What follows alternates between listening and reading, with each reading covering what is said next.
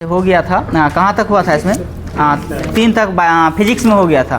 3 तक पूरा नहीं हुआ। अच्छा ठीक है, जहाँ तक हुआ है अच्छा से करते हैं। इसके बाद बताना है आपको, अगर हम बात करते हैं साइंस को, प्राकृतिक विज्ञान को लेकर के बताना है, प्राकृतिक विज्ञान की मुख्य कितनी शाखाएं हैं?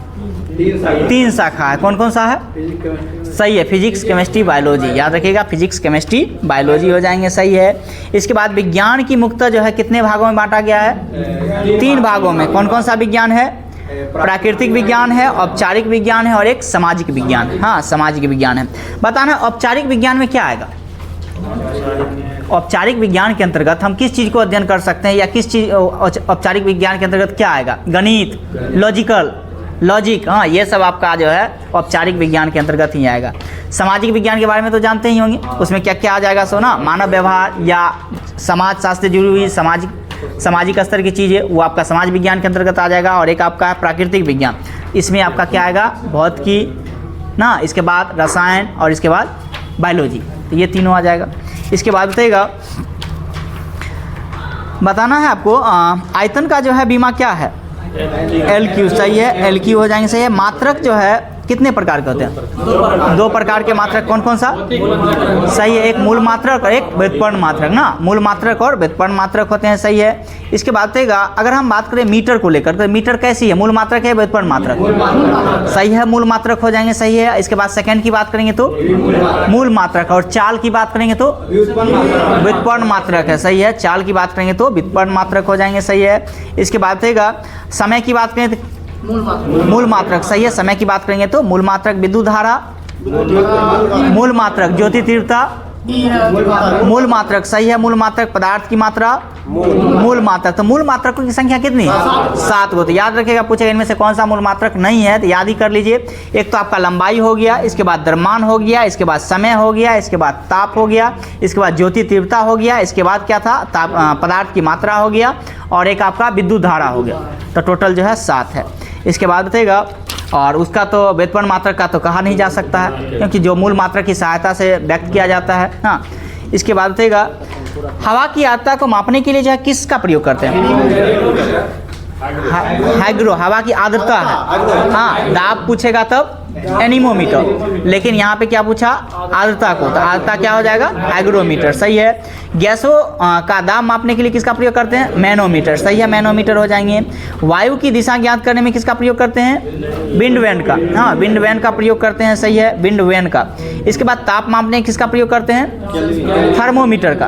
हाँ, थर्मोमीटर का प्रयोग करते हैं। सही है, या थर्मामीटर कह सकते हैं। इसके बाद प्रकाश की तीव्रता मापने में किसका प्रयोग करते हैं? प्रकाश की तीव्रता किस उपकरण का प्रयोग करते हैं? लक्समीटर का। लक्समीटर का प्रयोग करते हैं। सही है। ध्वनि की तीव्रता मापने में किसका प्रयोग करते हैं? सही है, डेसिबल। तो बहुत जो है उसका मात्रक है, उपकरण की बात कर रहे हैं, ऑडियोमीटर। हाँ, ऑडियोमीटर से जो है ध्वनि की तीव्रता को मापा जाता है।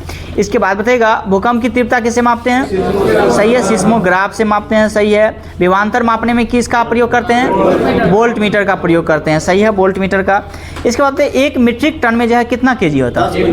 1000 केजी। 1 मीट्रिक टन में जो है 1000 केजी हो जाएंगे, और 1 क्विंटल में कितना केजी?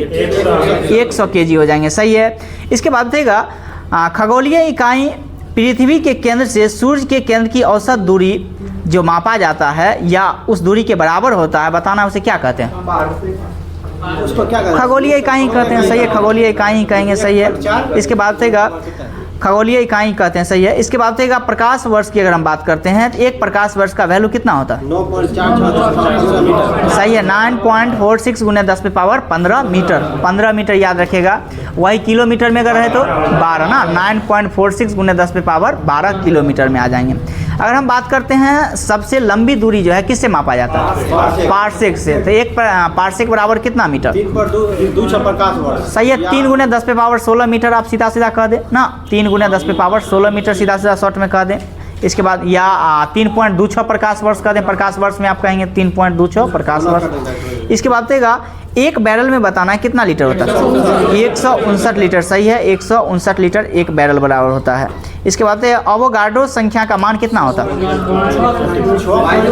सही है, 6.023 × 10⁻23। सही है, इसके बाद देगा प्लस हाँ प्लस में आता है, ये माइनस में नहीं। याद रखिएगा, आपको माइनस प्लस में फंसाएगा तो ये प्लस में होता है 6.023 × 10⁻23।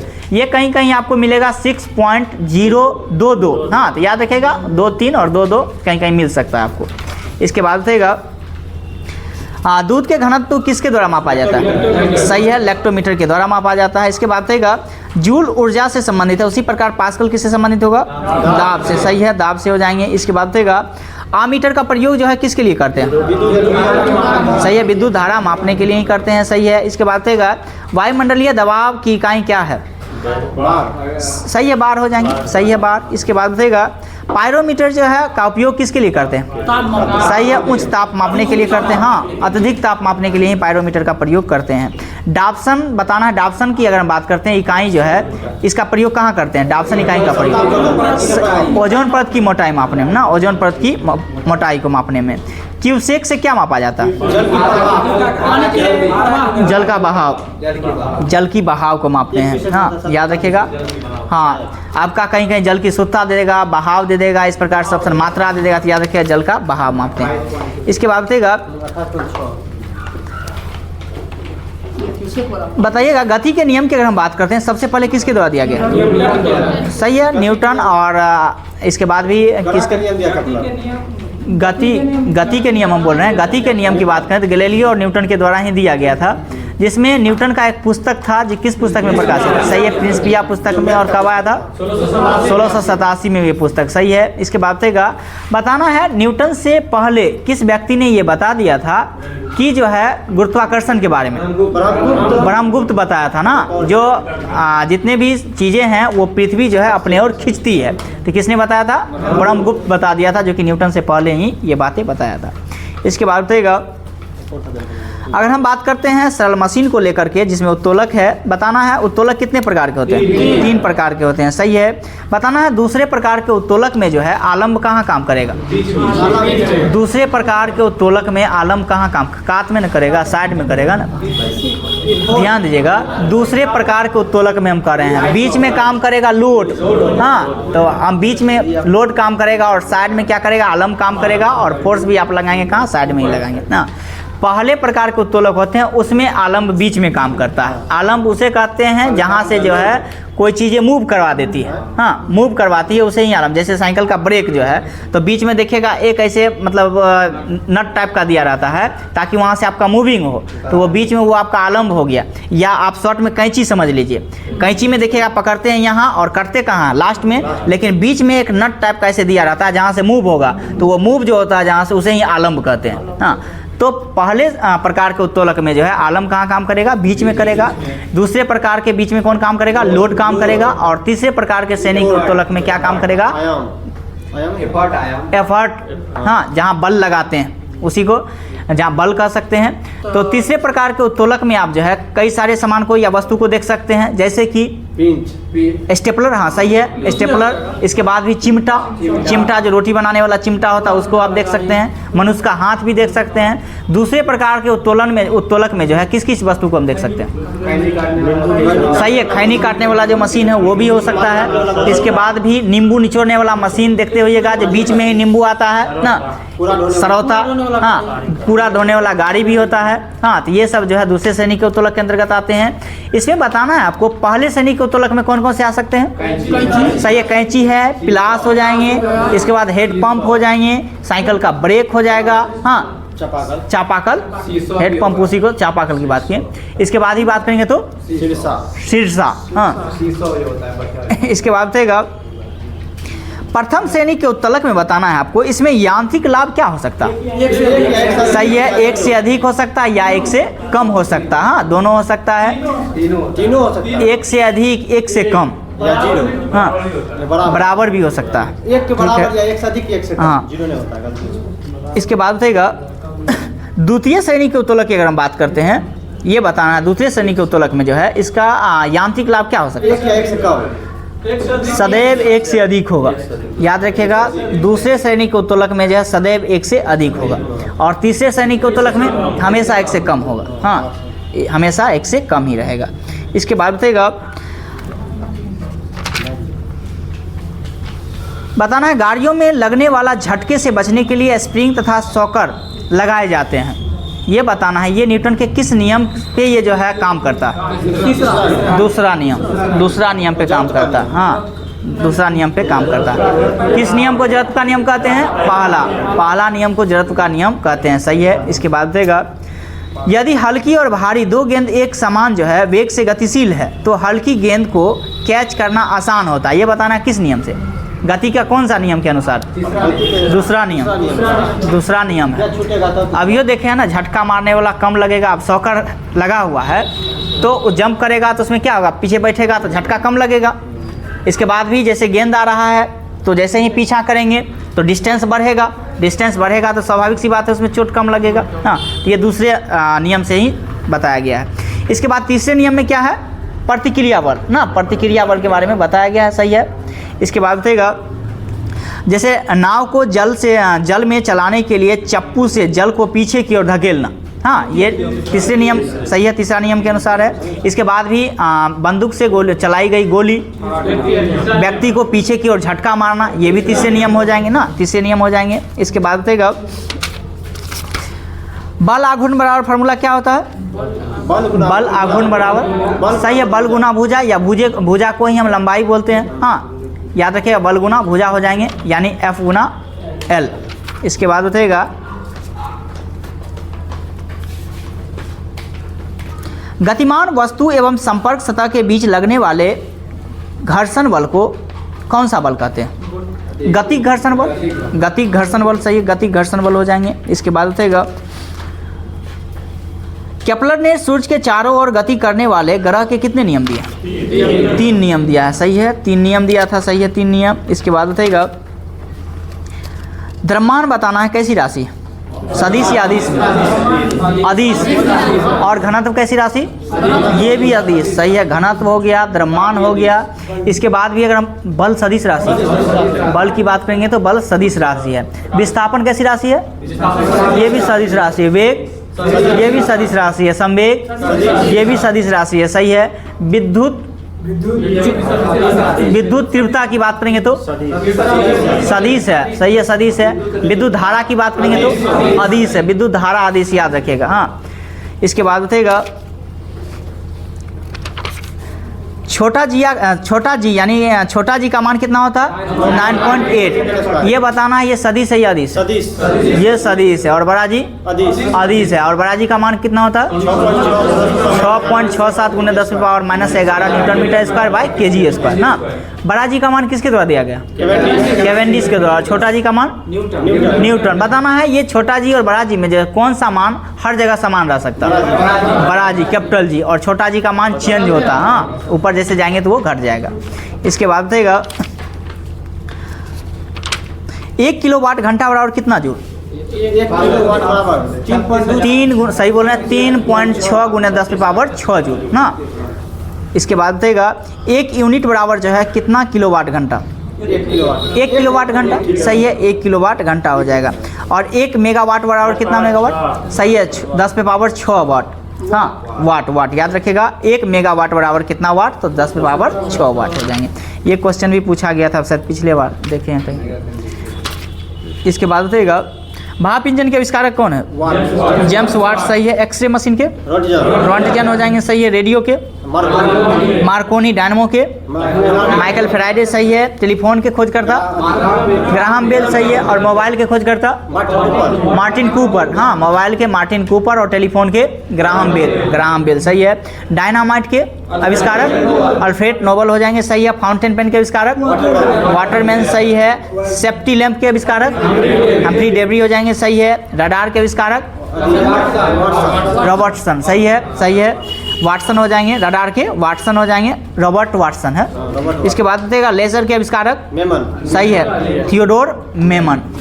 इसके बाद बताइएगा वायुयान में बैठे यात्री के फाउंटेन पेन से जो है स्याही बाहर आ जाता है, क्यों? दाब कम होने के कारण। सही है, दाब जो है वायु दाब जो है कम। वो निकलता है वो पृष्ठ तनाव के कारण, वो चलता जो है ना वो बॉल पेन वो पृष्ठ तनाव के कारण ही चलता है। हम क्या कर रहे हैं, ऊपर में क्यों निकल जाता है वायुयान में, तो वायु दाब की कमी के कारण जो है वो घिस जाता है या निकल जाता है। इसके बाद बताइएगा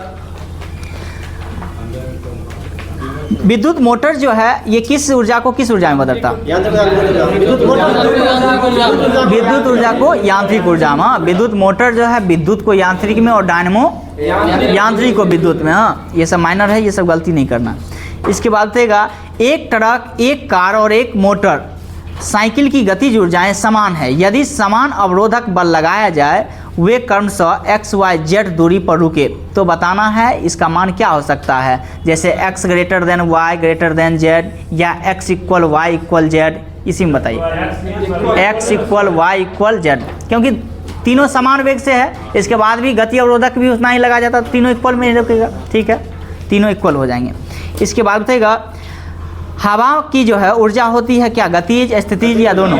सही है, सिर्फ और सिर्फ गतिज हो जाएंगे। सही है। न्यूटन का पहला गति का नियम संकल्पना देता है किसको? जड़त्व। सही है, जड़त्व को देता है। सही है। इसके बाद बताइएगा अगर मान के चलिए रेलगाड़ी रुकी हुई है और रेलगाड़ी चलने से लोग यात्री जो है पीछे की ओर झुक जाते हैं, ये बताना है किस नियम के अनुसार? कौन सा जड़त्व? सही है, स्थिति जड़त्व के कारण ही जो है ये ऐसा होता है।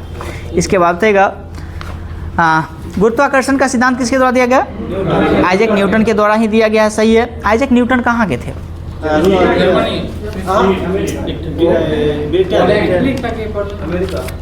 ब्रिटेन के ही होंगे। न्यूटन जो है ब्रिटेन के ही होंगे।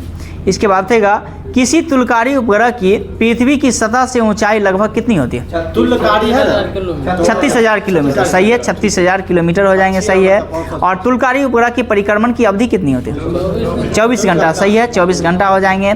एक भारहीन गुब्बारे में 200 ग्राम जल भरा गया, इसका जल में जो है भार क्या होगा?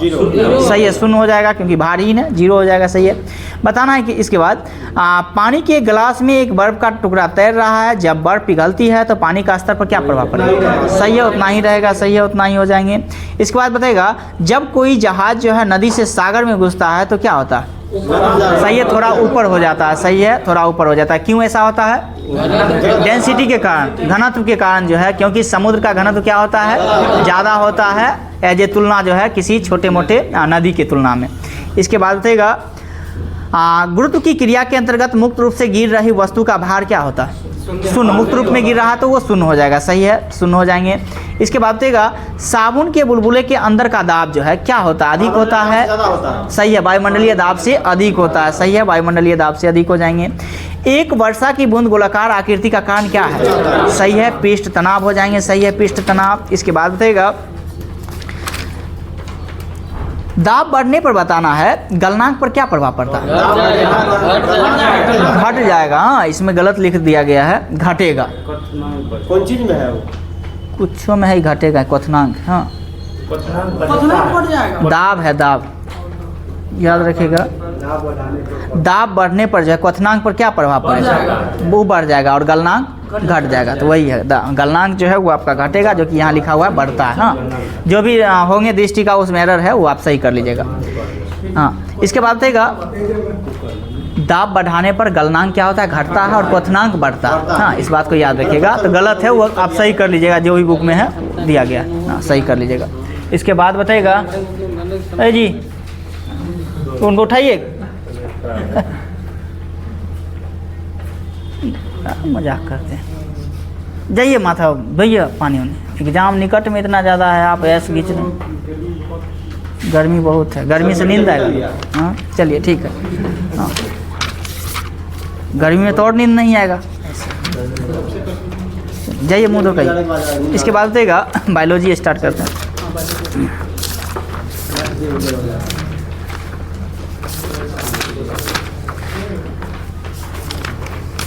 बताना है ना आपको पहला चैप्टर में बताना है कारा बताए थे। कारा बताना है, ये जो कारा जो है पादप वर्ग के जो है किस समूह में आता है? कारा। कारा बताना है आपको। कारा के साथ साथ भी एक बताए थे यूलोथ्रिक्स बताए थे। ये बताना है किसके अंतर्गत है? थैलोफाइटा के अंतर्गत। थैलोफाइटा के अंतर्गत। बार बार यही सब पूछा जाएगा जब भी वनस्पति विज्ञान में, तो ये आएगा। याद रखिएगा यूलोथ्रिक्स हो गया, कारा हो गया, ये सब किसके अंतर्गत? थैलोफाइटा के अंतर्गत ही आता है। सही है, इसी वर्ग में आते हैं।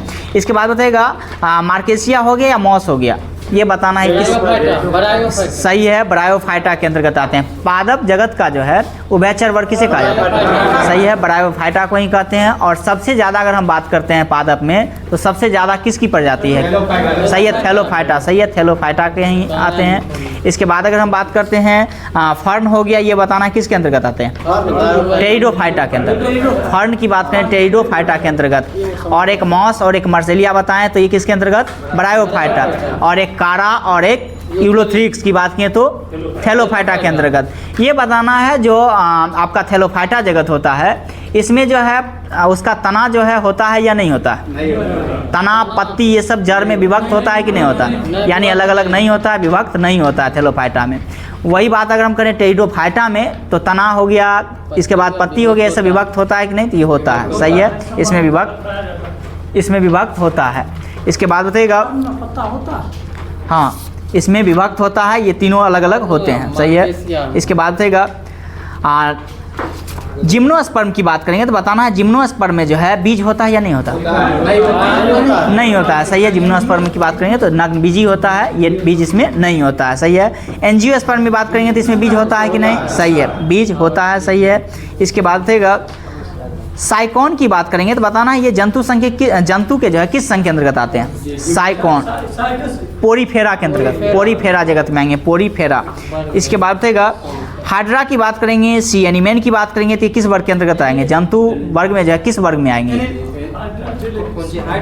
ये हाइड्रा हो गया, सी एनिमेन हो गया, ये बताना। सेलिटेंट्रा या निडेरिया के अंतर्गत आएंगे। हाँ, सेलिटेंट्रा या निडेरिया के अंतर्गत ये आएंगे आपको, हाइड्रा हो गया या सी एनिमेन हो गया। इसके बाद बताइएगा उभयचर की अगर हम बात करते हैं तो बताना है उभयचर वर्ग के जो होते हैं इसमें बताना है अपना मल त्याग जो है किस रूप में करते हैं? जैसे यूरिन की बात करें तो किस रूप में करते हैं?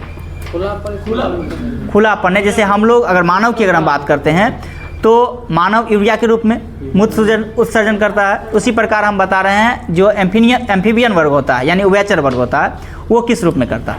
एम्फीबियन वर्ग का जो होता है वो किस रूप में होता है?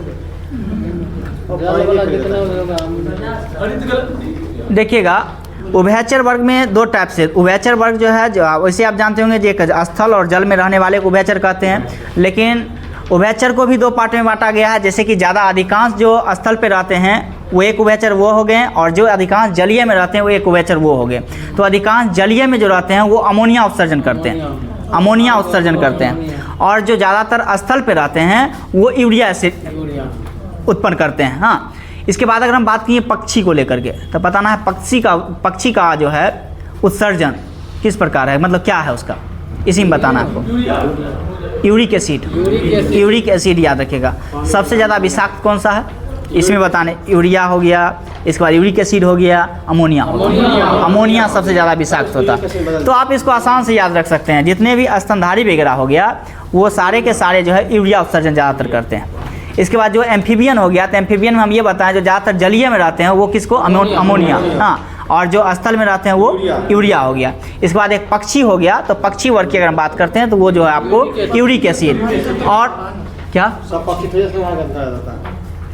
इसके बाद अगर हम बात करते हैं जैसे जलीय यूरिक एसिड। इसके बाद हम बताएं जैसे कि जल में जो रहता है, जल में जाता है, जैसे मेढक का नाम लिए जल में जा रहता है तो किसको उत्सर्जन करेगा? अमोनिया को। तो मछली कौन सा उत्सर्जन करेगा? अमोनिया उत्सर्जन करेगा। ये भी याद रख सकते हैं जितने भी जलीय जीव होंगे वो ज़्यादा के ज़्यादा अमोनिया उत्सर्जन करेंगे। जो भी स्तनधारी में आएंगे ज़्यादातर वो आपको क्या करेंगे? यूरिया करेंगे। और जितने भी पक्षी वर्ग के अंतर्गत आएंगे वो आपको यूरिक एसिड उत्पन्न करेंगे। ये चीज़ें इसके बाद बताइएगा अगर हम बात करेंगे कीट को लेकर के तो कीट बताना आ जाए किसके अंतर्गत आएगा? ऑर्थोपोडा के अंतर्गत है। सही है, ऑर्थोपोडा के अंतर्गत आएंगे। और जंतु जगत में सबसे बड़ा जो है आपका जगत कौन सा है? ऑर्थोपोडा ही है। सही है, ऑर्थोपोडा ही हो जाएंगे। जिसमें खटमल की बात करें किस में आएगा? ऑर्थोपोडा के ही अंतर्गत आ जाएगा। सही है। इसके बाद देगा बताना है डॉग फिश जो है एक मछली है या नहीं है? सही है, मछली है। याद रखिएगा डॉग फिश जो है एक मछली है। सही है, डॉग फिश मछली है। इसके बाद देगा व्हाइट लेग हॉर्न एक किस्म है किसकी? कुक्कुट या मुर्गी कह सकते हैं। हाँ, इसके बाद देगा सबसे बड़ा अकशेरुकी कौन सा? सही बोले हैं, सिक्यूट से। सही है, सिक्यूट हो जाएंगे। सही है। इसके बाद देगा मानव कपी जो है एक बताना है आपको, लंगूर है या नहीं है? मानव कपी में लंगूर नहीं आता है, इस बात को याद रखिएगा। आ सकता है गिब्बन हो गया, गोरिल्ला हो गया, इसके बाद जो है आपका ओरेंग उटेन, ये सब जो है मानव कपी के रूप में है, लेकिन आपका जो है लंगूर वो नहीं है। सही है, लंगूर नहीं है। इसके बाद है सेब में जो लाल रंग होता है किसके किस वर्णक के कारण? सही है, एंथोसाइनिन वर्णक के कारण ही होता है। सही है। पपीते का पीला रंग किसके कारण होता है? सही है, कैरिका जैंथीन के कारण होता है। सही है। ये बताना है पपीता जो है एक लिंगी है उभयलिंगी? इससे पहले भी आपको बिहार एसआई में सेट में आइएगा तो पढ़े होइएगा। एक आपका पपीता हो गया, एक तरबूज हो गया, एक लिंगी है, एक लिंगी है।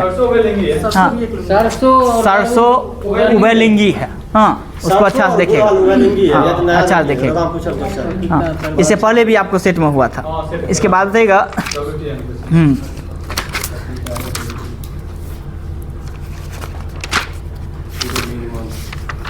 बताइएगा न्यूक्लियस के बाहर जो है डीएनए कहाँ मिलता है?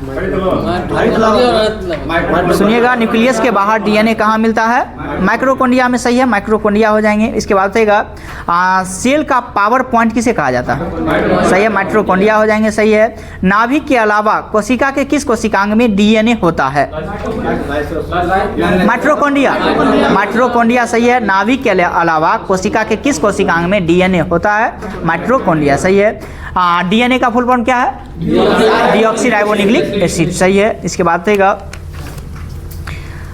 मानव में अगर हम बात करें टोटल हड्डी की संख्या कितना है? सही है, 206 हो जाएंगे। और अगर हम बच्चा की बेबी की बात करेंगे तो कितना होगा? 300। सही है, 300 याद रखिएगा। कहीं कहीं 290 भी देखने के लिए मिल सकता है। हाँ, तो याद रखिएगा 300 आप याद रखिए। हाँ, ऑप्शन आपको इतना सटाक नहीं देगा क्योंकि एग्जैक्ट कोई भी बुक नहीं लिखा।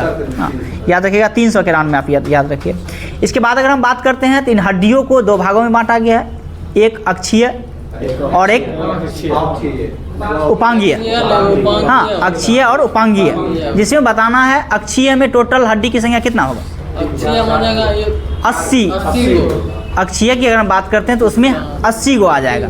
इसके बाद उपांगीय की बात करेंगे तो 126 आ जाएगा। तो दोनों को जब जोड़िएगा तो कितना आ जाएगा? 206 आ जाएगा। सही है। तो टोटल मानव शरीर में जो है 206, जिसमें अगर हम बात करते हैं टोटल खोपड़ी में तो टोटल खोपड़ी में कितना? 29 गो है। सही है। जिसमें बताना खोपड़ी अब पुराना है, 29 को कैसे पूरेगा? खोपड़ी का मतलब क्या हो गया?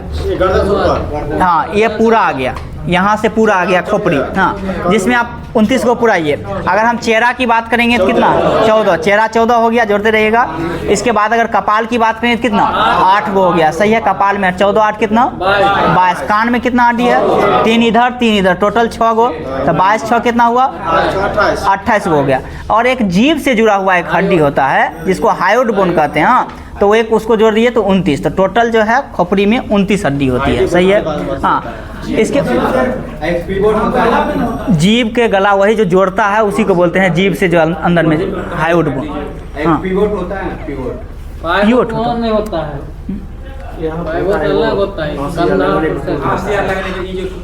हाँ, तो टोटल 29 को याद रखिए। जो पूरा खोपड़ी में जो टोटल 29 को हड्डी होता है। कपाल की बात करें तो कपाल किसको बोलिएगा? कपाल उसको नहीं बोलेंगे, बस इतना जो पार्ट दिख रहा है इसी को कपाल बोलेंगे। यहाँ से हाँ, इतना ही को खोपड़ी पूरा बोलते हैं, यहाँ से ऊपर तक का। खोपड़ी में सारे हड्डी आ जाएंगे, आपका चेहरा कान वगैरह सब आ जाएगा, लेकिन कपाल में आपका यहीं से आएगा। इसके बाद बताइएगा अगर हम बात करें मनुष्य में अवशेषी अंग को लेकर के कितना है? 100 अवशेषी अंग। सही है, 100 अवशेषी अंग हो जाएंगे। सही है। इसके बाद बताइएगा एक ह्यूमरस की जो हड्डी होती है वो कहाँ होती है? सही है, ह्यूमरस। हाँ, सही है, ह्यूमरस। हाँ, इसके बाद बताइएगा हाँ, अगर हम बात करेंगे मानव शरीर के हाथ के उंगली में जो है कितना हड्डी? उंगली की हड्डी की बात कर रहे हैं, उंगली नहीं बात की है। हाँ, एक हाथ में 14 गो तो दोनों हाथ में 14 14 28 गो हड्डी हो जाएगा। सही है, 14 14 28 गो हो जाएंगे। सही है। इसके बाद बताइएगा अगर हम बात करें पसली को लेकर के तो बताना है मानव शरीर में कितनी पसलियाँ? 12 जोड़ी, यानी 12 दूना 24 टोटल हो जाएंगे। जिसमें वास्तविक पसली की बात करते हैं, इसमें भी एक फॉल्स पसली भी होती है, वास्तविक पसली भी होती है, और कुछ पसली, दो ऐसे पसली होते हैं जो कि तैरती हुई जिसको हम फ्लोटिंग पसलियाँ बोल सकते हैं। ये बताना है आपको, मतलब 2 गो होता है फ्लोटिंग, जिसमें आपको ये बताना है जो इसमें वास्तविक पसलियाँ जो कितनी होती है? ऊपर का 1 से 5 तक, याद रखिएगा, ऊपर से 1 से 5 तक जो होती है वास्तविक पसलियाँ होती है। इसके बाद भी अगर हम बात करते हैं तो 5 से लेकर के जो आपका 1 से 5 तक, हाँ, जो वास्तविक 7 गो वास्तविक होता है और 5 गो जो होता है वो अवास्तविक होता है, और इसके बाद जो फ्लोटिंग करता है वो 2 गो करता है। हाँ, इस प्रकार से। इसके बाद बताना है आपको मानव शरीर में जो है कसुरुकी की संख्या कितनी है? 31 जोड़ी होता है। 31 जोड़ी मेरुदंड होता है। कितना? 33 को होगा बचपन, बाद में 26 को हो जाता है। सही है, 33 को बचपन में ही होता है, बाद में जो है वो 26 को हो जाता है घट के। हाँ, तो वयस्क अगर पूछेगा वयस्क मानव में तो कितना? 26 को। हाँ, और बचपन में जो होता है वो आपका वो 33 को होता है। सही है। इसके बाद बताइएगा, बताना है ट्रिप्सिन एंजाइम का निर्माण जो है कहाँ से होता है? अग्नाशय से ही होता है। सही है, अग्नाशय से हो जाएंगे। सही है। इसके बाद बताइएगा HCl का निर्माण? सही है, अमाशय से ही, या आप स्टमक बोले उसी को इंग्लिश में, या पेट बोल दे। हाँ, इसके बाद बताइएगा वयस्क मनुष्य में अगर हम बात करते हैं तो कितना लीटर ब्लड होता है? देखिएगा 5 से 6 लीटर ही होता ही है। यहाँ पे भी लिखेगा 5 से 6 लीटर, लेकिन याद करिएगा ऑप्शन सारे आ जाते हैं, कभी कभी 4, 5, 6 इस प्रकार से आते हैं, तो आप 6 लीटर ही लीजिएगा। 6 लीटर ही लीजिएगा। एक बार आया हुआ ऐसा प्रश्न, तो 6 लीटर आप लीजिएगा। हाँ, वैसे एवरेज में 5 से 6 लीटर होता है। इसके बाद बताइएगा रक्तदाब का नियंत्रण जो है कौन सी ग्रंथि करता है? अधिकृत या हाँ अधिवृक्क या एड्रिनल, उसी को बोलते हैं। सही है, वही करती है। इसके बाद बताइएगा अगर हम बात करते हैं WBC को लेकर के, WBC कितने प्रकार के होते हैं? सही था। WBC की अगर हम बात करते हैं, सही है, 5 प्रकार के होते हैं। कौन कौन सा?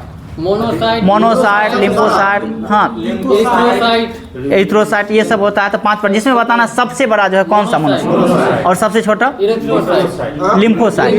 याद रखिएगा, सबसे बड़ा मोनो और सबसे छोटा लिम्फो। ना, जिसमें बताना है आपको लसिका कोशिकाएं श्वेत रुधिर कोशिकाएं के महत्वपूर्ण घटक है एवं ये सबसे छोटी WBC है। बताना है ये 2 प्रकार के होते हैं। कौन कौन सा? लिम्फोसाइट के बारे में बताना है। लिम्फोसाइट जो है 2 टाइप के होते हैं। कौन कौन सा लिम्फोसाइट? सही है, एक B लिम्फोसाइट और एक T लिम्फोसाइट। सही है, B और T आपका सही है। इसके बाद बताइएगा ब्लड को जो है, ब्लड में क्या क्या होता है? ब्लड में जो है सही है, सही है, एक तो प्लाज्मा आपका हो जाएगा, एक आपका प्लेटलेट्स हो जाएगा, एक RBC हो जाएगा, हाँ, और एक आपका WBC हो जाएगा। हाँ, तो यही सब रहता है। जिससे बताना है रक्त में प्लाज्मा की अगर हम बात करते हैं तो कितना भाग होता है? 55% भाग होता है। और उस प्लाज्मा में जल कितना प्रतिशत होता है? सही है, 90% जो है उसमें जल ही होता है। सही है। इसके बाद बताइएगा अगर हम ब्लड ग्रुप जो तय करते हैं किससे करते हैं? WBC से करते हैं या RBC से करते हैं? सही है, RBC से जो है तय किया जाता है। यानी RBC में जो है क्या पाया? एंटीजन पाया जाता है। हाँ, उसमें जो है एंटीजन पाया जाता है। एंटीबॉडी किस में पाया जाता है? हम इसमें बता रहे हैं आपको, या तो RBC कहें, WBC कहें, या आप जो है प्लाज्मा कहें, इसमें हम बता रहे हैं जो आपको WBC होगा। एंटीबॉडी जो है किस में पाया जाता है? WBC होगा। एंटीबॉडी सही है, एंटीबॉडी WBC है, और जो है एंटीजन की बात करेंगे तो वो RBC। सही है। अगर हम बात करें RBC का जीवन काल को लेकर कितना? सही है, 120 दिन तक। सही है, 120। और WBC का सही है, कहीं कहीं 1 से 4 भी मिलेगा आपको, कहीं 4 से 5 दिन भी मिलेगा। हाँ, तो याद रख सकते हैं 1 से 4 दिन तक भी, हाँ, और 4 तक देता है, 4 या 5 तक ही देता है। हाँ। इसके बाद WBC का। इसके बाद बताइएगा अगर हम बात करते हैं जैसे बच्चा का जो है सॉरी माता का ब्लड ग्रुप A है और पिता का B है, तो क्या संभावनाएं हो सकती हैं?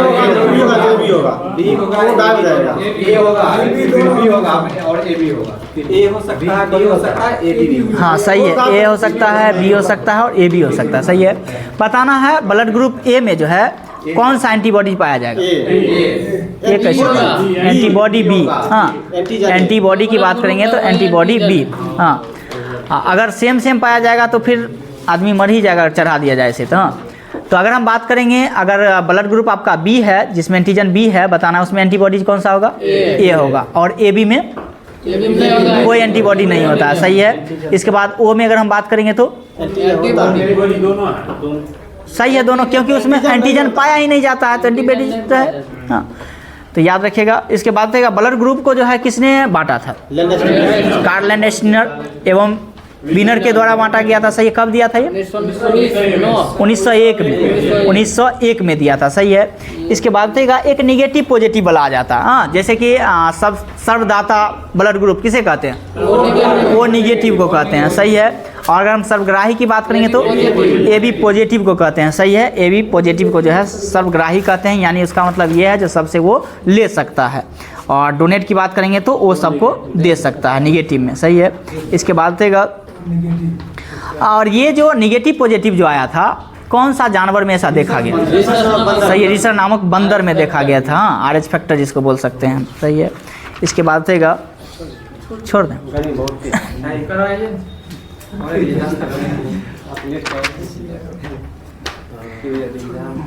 ठीक है, रहने देते हैं। ठीक है दोस्तों, तो आप लोग भी अगर चाहते हैं इस प्रकार की डिस्कशन तो ग्रुप में जुड़िए। और जैसा कि पेड ग्रुप के बारे में भी बार बार बताते रहते हैं, तो जाइए, वीडियो के डिस्क्रिप्शन में आपको लिंक दे दिया जाएगा, वहाँ से सारी सुविधा देख सकते हैं। ठीक है। थैंक यू और ऑल द